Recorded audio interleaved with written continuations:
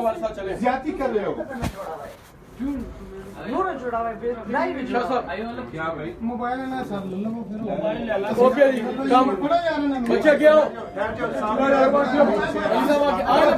आए ना फिर हम तो कह रहे हैं ओके काम सर इस तरह पहले बात कर ले। नहीं इसको वापस ले आओ। आप ना एक सेकंड, आप ना एक फितना खड़ा कर रही है।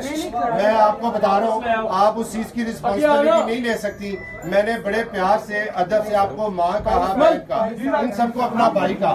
मेरे यार तुमसे किसी बात से कोई ऐसी एक सेकंड ठहर जाओ यार, एक सेकंड ठहरो ना।